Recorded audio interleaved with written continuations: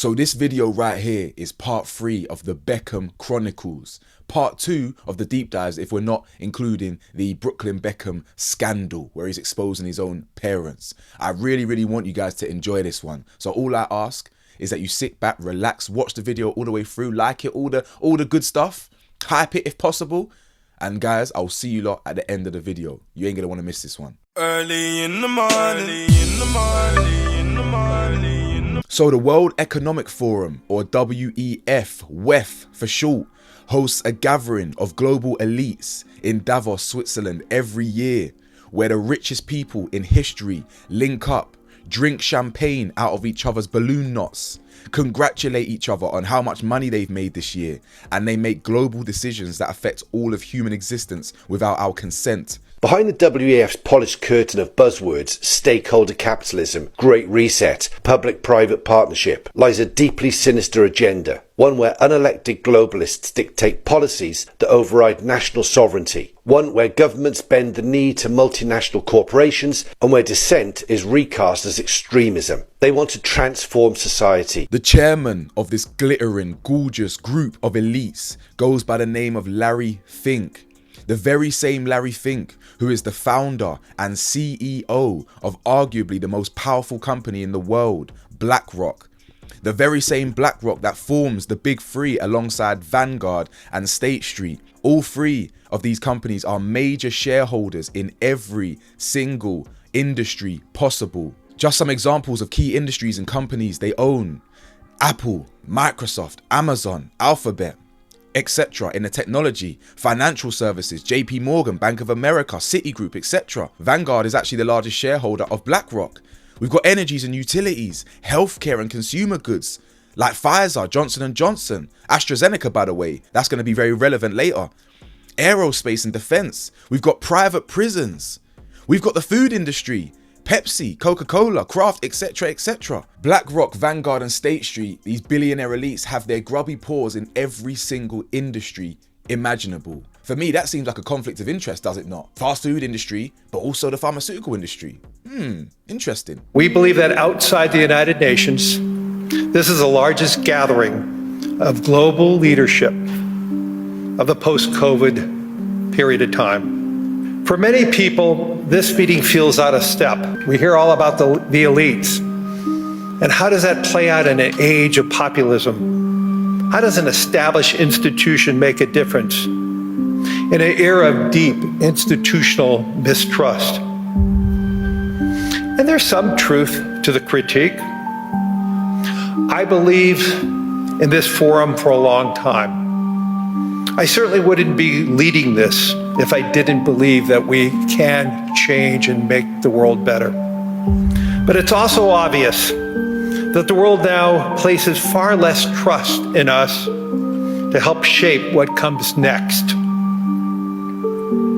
If the World Economic Forum is going to be useful going forward, it has to regain that trust. That was Larry Fink giving a speech a few days ago in Davos. Did you eagle-eyed people, you sharpshooters out there, did you notice anything? Did you notice what he did at the start of that speech? Let me play it again for you. We believe that outside the United Nations, this is the largest gathering of global leadership. If you didn't notice it, have a look at Elon Musk's speech that he did at Davos. You're most welcome.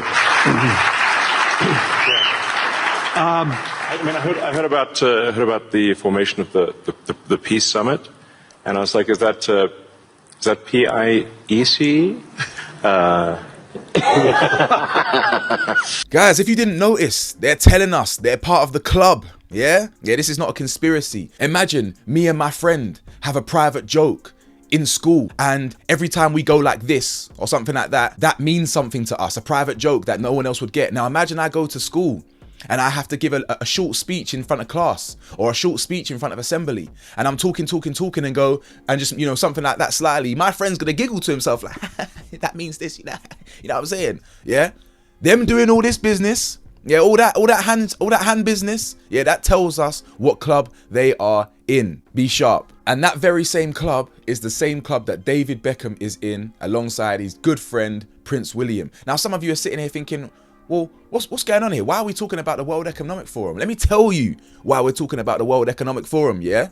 because I want you to understand and want you to know the type of people we're dealing with here, right? We are dealing with people who essentially run the world, people who have politicians and governments on their knees, people who fund politicians and put money behind their campaigns, people that make decisions that impact our lives, millions and billions of lives every day, essentially the most powerful people in the world, in history. So powerful, they can make decisions and push global agendas on us. Now, how does this link to David Beckham? Well, DB, Mr. Beckham, was actually present at this very same link up of global elites to give a little speech himself. Not only was he here this year, and he gave a little comment about his children and how children are allowed to make mistakes and social media and this and this, talking about Brooklyn Beckham. Not only was he here this year, in 2025, David Beckham was actually awarded a Crystal Award for his charitable work. It was an honor in recognition of his long-term philanthropic work and dedication to social change. In his speech, he said, "In my 20 years as a UNICEF Goodwill Ambassador, I've had the privilege of witnessing the outstanding commitment of the organization's ambassadors, staff and supporters in their mission to protect and uplift children globally. As I accept this award, I think of many individuals who work tirelessly in challenging circumstances to improve children's lives around the world." So just like his knighthood, just like the Crystal Award, he is getting awarded by the billionaire elites. He is a puppet. He'll push certain agendas and he'll get awarded for it. Now, some of you are thinking, well, isn't that amazing? He's been working with UNICEF for the last 20 years. What a charitable man. What an incredible human being. No. Park that thought process right there. Yeah, don't go down that road. UNICEF, UNICEF, one of the most corrupt, one of the most abusive companies in history, a company that used its position as someone who gets access to children, thousands of children globally, and they systemically abuse those very same children. But don't worry, we're getting ahead of ourselves. I also want to make it clear that his UNICEF work isn't about dodging tax. Yeah, it's not one of them ones. He's not the person that puts in millions of pounds into this and this and gets certain tax rebates and, you know, certain things that he might get a little here and there. It's not about that. It's usually about PR. It's usually about aligning himself with certain organizations that put him in positions to get access to certain people. Working as an ambassador for UNICEF will get you access to billionaire donors. It will get you invited to certain conventions, certain forums and things like that. So there's definitely benefits for Beckham that aren't money related for aligning himself with a charity like UNICEF. But what we can correctly conclude, when you're getting invited to do speeches in Davos full of corrupt people, when you're getting these awards, knighthood, etc., it's clear who you are. It's clear that your soul belongs to them. It's clear he's bent the knee and sworn allegiance to the higher powers, as it were. Now, the company you see on your screen goes by the name of Authentic Brands Group. Authentic Brands Group are heavily tied in with the World Economic Forum, and it just so happens that David Beckham struck a deal with ABG and is actually a shareholder in their group. They took over about 55% of his brand to help manage his brand and get him access to more sponsorships and different opportunities, and he would become a shareholder in ABG. As you know, he's built this incredibly successful brand for 15 years now, and I knew eventually that was the man that I wanted to be in partnership with and business with. So, you know, over that time, you know, I was watching what Jamie was doing. I was watching how hard he was working and the scale he was going to. And then when it came to the point where I was like, okay, I'm ready to scale my business. I'm ready to take it to the next level. Me and Jamie had a conversation, and that conversation probably lasted 5 minutes. And we knew that we wanted to be in business together. We can see here that David Beckham hits record profits with Authentic Brands partnership. Started selling his soul to certain billionaire elites and all of a sudden starts making record profits. The results mark the second full year since the former Manchester United, Real Madrid and LA Galaxy soccer player, who is co-founder of MLS team Inter Miami, struck a deal with ABG, the US-based intellectual property giant, to help manage his worldwide name. Beckham's personal profile continues to drive the brand's appeal, with his social media following reaching 168 million by the end of 2024. His knighthood for services to sport and charity alongside progress with Inter Miami have further cemented his global influence. Now, some of you may be thinking, well, what's wrong with this? This is just good business. And you're not wrong. Celebrities do great business every day. Celebrities do bad business every day. It's normal. However, for me, it just aligns too perfectly. The man sells a majority stake in his DB Ventures, clears a lot of his debt, creates new opportunities, new branding partnerships for him. He also then gets shares in that company that bought him. That company also has a wonderful relationship with the WEF, a corrupt organization. That organization then awards Beckham for his work for UNICEF, which is also a corrupt organization, which we're going to go into detail about. He can then leverage those relationships and those awards to push his agenda for a knighthood, which he then got last year. For me, Beckham just positions himself as this holier than thou person when really he's just sanctimonious and he just cares about money. He picks and chooses what agendas he wants to align with, so it helps him elevate. There's so many other things that he was mute on and quiet on. So let's talk about his relationship with UNICEF and ultimately why he got this award. Aside from being in the right circles and, you know what I'm saying, having Freemasonic billionaire buddies, now he's been working with UNICEF for the last 20 odd years. And as I said, there's many benefits of working with UNICEF. But did you guys know that UNICEF is one of the most foul organizations ever? In the late 80s and early 90s, and 100% continues now, in the Belgium branch of UNICEF, 16 people were convicted Monday of participating in a child sex ring that used a lab in the cellar of the UNICEF office to develop pictures of children in obscene acts. The ring used an organization called CRIES, a French acronym for Study and Research Center on Children and Sexuality, as a cover for its operation. Verbeek, who was the director of the Brussels office, was charged with knowledge of the group's activities coordinated by Michel Fellou, a UNICEF employee who installed a photo lab in the cellar of the UNICEF office to develop pictures of children engaged in certain acts. The very same Joseph Verbeek, 63, former director of the Brussels office in UN Children's Fund, was sentenced by a Belgian district court to only 2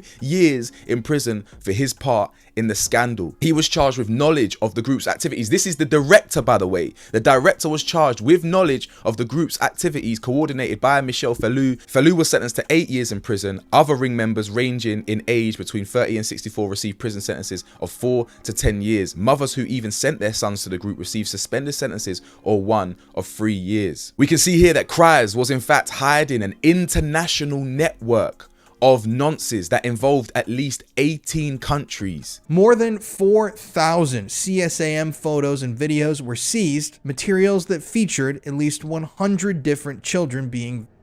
Much of the content had been created by Fellou and Verbeek in the Belgian UNICEF offices. And after their creation, the photos and videotapes were sent to a mailing list of over 400 different people in 15 different countries. And disturbingly, the mailing list of was found on an official UNICEF computer in the headquarters. Just to make it very, very clear, UNICEF was operating an international ring that involved the systemic SA of children. We're talking multiple different countries. Don't get it twisted and assume it was just the Brussels branch of UNICEF. No, this was global. This was 30, 40 years ago. Clearly, there's remnants of this stuff happening today. And not clearly, factually, this stuff still happens today, right? Even during Beckham's tenure as an ambassador. Once upon a time, a man named Peter Newell was a well-known advocate for children's rights, so much so that he did consulting work for UNICEF. Newell even co-wrote the implementation handbook for the Convention on the Rights of the Child for UNICEF, which was published in 2007. Peter Newell was known by many of those who worked in children's advocacy, and he led efforts publicly around the world to protect children. At least, that's what he wanted people to think he was doing on the outside. However, in March of 2016, the Metropolitan Police in England received reports concerning Newell's past behavior. After an investigation, it was found that Newell had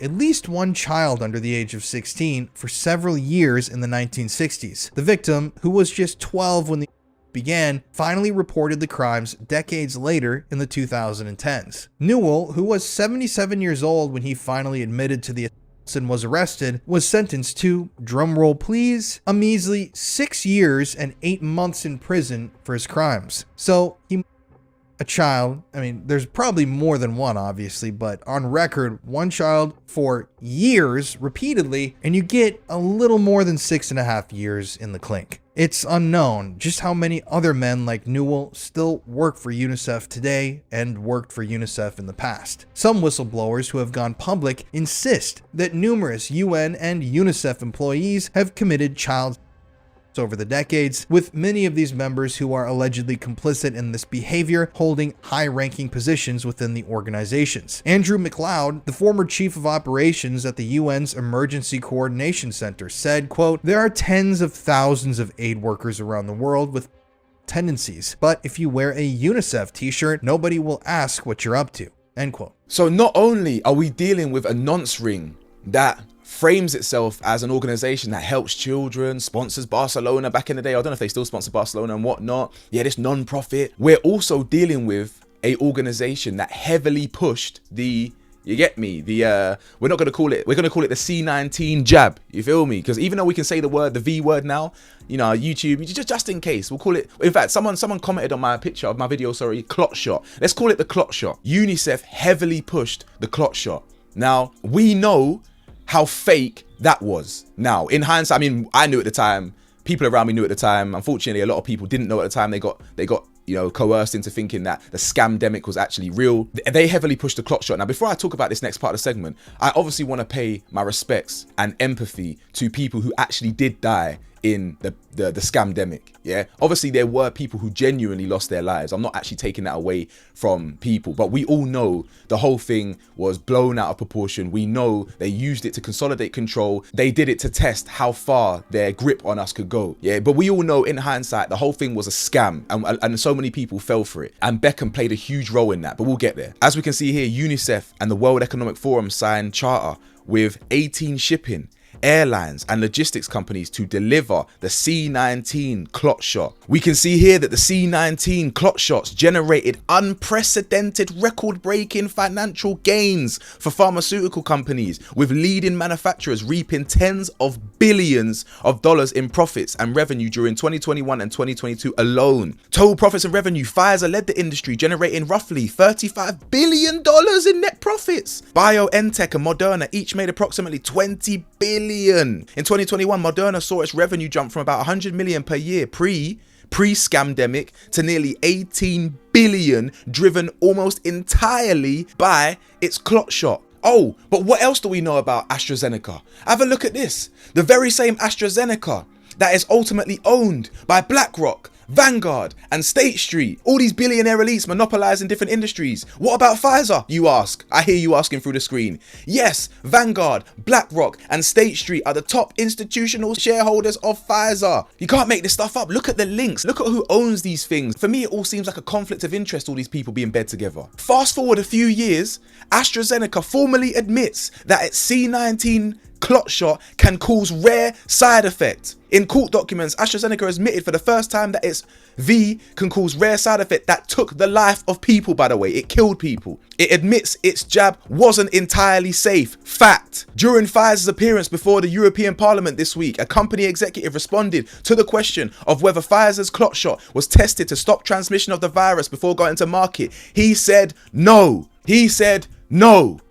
Yeah, how about that? So they didn't even test. Boy, let me not even get mad. I got shadow banned. Yeah, I'm going off topic now. I got shadow banned for 2 years for exposing that. I got shadow banned. They nearly ruined my channel for that. In fact, I'm getting it up. I'm getting it up right now. Hold up. Look at this. Look, I dropped this video and 1 hour later they took it off. Watch this. Topical juice. Our team has reviewed your content, and unfortunately, we think it violates our medical misinformation policy. We've removed the video following content from YouTube, and the video was titled, "Please be careful if you're getting the V." How your content violated the policy. YouTube doesn't allow claims about C19 clot shots that contradict expert consensus from local health authorities or the World Health Organization. Yeah, look at that strongly worded email. How this affects your channel. Your channel now has 1 strike. You won't be able to do things like upload, post or live stream for 1 week. A second strike will prevent you from publishing content for 2 weeks. 3 strikes in the same period will result in your channel being removed. That was the most difficult period for my channel, you know. After that, my views, everything plummeted. I didn't get pushed out. I lost subscribers. For 2 years, I had to grind. 2 years, they tried to silence me. They admitted they didn't even test it and it didn't even work. Do you know what I'm saying? Like, what are you talking about? The expert analysis from who? Anyway, let me just stay on track. This video is about David Beckham, is it not? So let's get back to what we're talking about. As you can see, UNICEF Goodwill Ambassador David Beckham leads global clot shot drive during World Immunization Week. Global partners pledge a $1 donation for every like, share or comment on social media posts mentioning UNICEF using the hashtag clotshots work until the end of April. We can see here that back in 2021, the UNICEF Goodwill Ambassador and founder of the 7 Fund for UNICEF, David Beckham, is fronting a global initiative to inspire confidence in the V and encourage parents around the world to V their children against deadly diseases. The very same V that did not work. Now, this is not a political video, but the point is, we know in hindsight, with the power of hindsight, if you didn't know then, if you weren't switched on then, you should be switched on now, that the whole thing was an agenda pushed by the global elites. The very same global elites that David Beckham is a mouthpiece for, is a puppet for, who he sold his soul to. Do you understand? He promoted this stuff like his life depended on it. No wonder he got a Crystal Award. No wonder he got a knighthood for literally playing ball, pushing the agenda that they all wanted. Now, let's talk about David Beckham's controversial Qatar deal. We know that he sold his soul to Qatar as well, right? More global elites. He sold his soul to them for approximately around £10 million to be the ambassador for Qatar's 2022 FIFA World Cup, promoting the nation as a host for the major sporting event despite significant criticism regarding human rights issues, particularly concerning the LGBTQ rights. But also what it doesn't say here, and I believe more importantly, is the slavery that is involved in the Middle East. Now, obviously the LGBT is important because David Beckham was pretty much a gay icon. Yeah, I'm not saying he is. I mean, let's be real here, he probably does back both for both teams, but he was an icon in that community, right? So that wasn't a good look for him. But more importantly, in my opinion, is the slavery. Now, unfortunately, every country has its problems, England included. Let's not, you get me? Every country in the world is trash if we're being honest. But when we know the Middle East openly uses modern slavery to build the stadiums, multiple people died just so they could literally continue to build these capitalist money-making machines. We know this. It's not a good look, is it, David? Now we can see that Invest Qatar Pavilion showcases Qatar's vision at the World Economic Forum annual meeting 2026. It says Invest Qatar, the investment promotion agency of Qatar, will host a dedicated country pavilion for the 2nd consecutive year in Davos. Held in January, the pavilion will serve as a vibrant platform connecting national stakeholders with global industry leaders. It will showcase Qatar's dynamic business ecosystem, innovation-driven economy, and diverse opportunities while enabling visitors to experience the country's rich culture and forward-looking vision through interactive features and warm Qatari hospitality. So we can see that Qatar has a relationship with the corrupt World Economic Forum. But what about FIFA, historically corrupt organization that did the deal with Qatar? FIFA has an established relationship with the World Economic Forum, primarily focused on highlighting the economic and social impact of football on global scale. Yes, all these buzzwords. In 2026, Infantino, the most corrupt leader in the FIFA, addressed the WEF to highlight the economic impact of the 2026 World Cup, specifically discussing a study that suggests the tournament could generate $80 billion in gross output. Now let's return to David Beckham's Freemasonic links, the very same links I believe that have helped give him the opportunities in his life. Now, I obviously showed you this picture that you see on your screen of him and Prince William standing in front of a Freemason air ambulance, okay, with the square and compass Freemasonic logo slapped bang on the helicopter. That is enough already to confirm that they're Freemasons. But have a look at this. On a website called Esoteric Freemasons, it actually says here, David Beckham, the former English footballer and current president of Inter Miami CF, is one of the most famous Freemasons in the world. He was initiated into the fraternity in 2003 and has since been a vocal supporter of Freemasonry.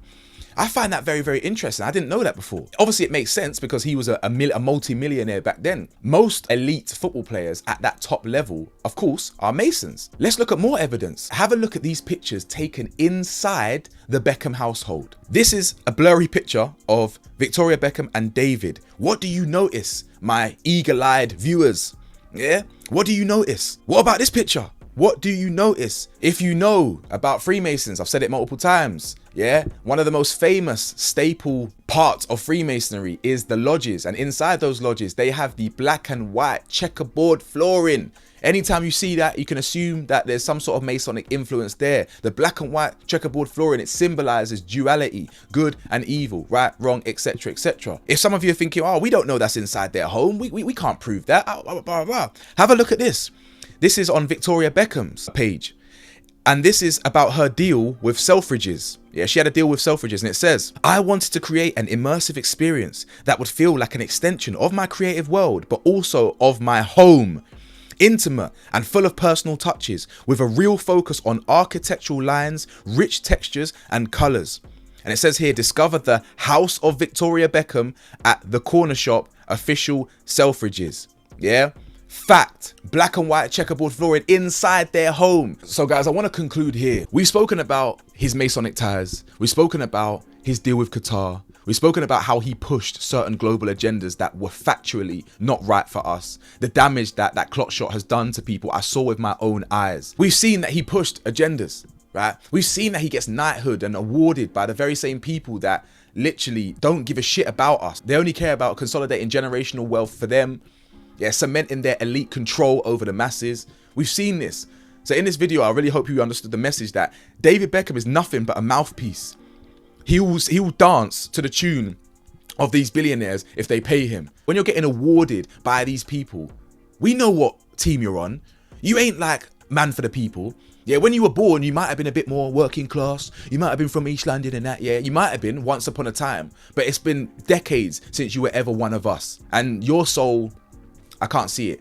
Yeah, hollow. So guys, I really hope you enjoyed this video today. A lot of research went into it, but ultimately it's up to you to find the connections. It's up to you to like see the information presented to you and make of it what you will. I tried my hardest to kind of break it down and really make it like easy for you to understand, but you have to see the connections. You have to see all these people are in bed with each other. The Vanguards, the BlackRocks, the State Streets, the Bank of Americas, they all kind of own each other. Yeah, how does that make sense that these organizations can own all the fast food industries and all the food that is literally killing us, yeah, all while owning the pharmaceutical industries, the same industry that's meant to cure us? That doesn't make any sense. Yeah, doesn't make any sense. All these companies have monopolized every single industry in the world. And people like David Beckham ain't the only one, but he is a mouthpiece for these people. If they told him to promote McDonald's, he would. And then if he told him to promote the clock shot, he would. That's all I'll say on this one, man. It's clear that he sold his soul, no doubt about it. But guys, let me know your thoughts. If you made it this far into the video, I want you to post 3 diamonds, yeah, 3 diamond emojis in the chat, in the comment section. That way I know you've made it all the way to the end of this deep dive. I appreciate you. I'll see you lot at the next video where we talk about a former British MP that exposed satanic cults that SA young kids and these things. I can't believe a British MP has actually come out and finally spoken about this. Yes, the stuff that the media don't want to touch, the stuff that governments don't want to touch, because they're all involved in these rings, bro. Just like UNICEF, just like governments, just like the Jeffrey, all of them. Anyway, I'll see you lot soon, man. I'm waffling again. Stay safe, stay blessed, stay vigilant. Please. Peace.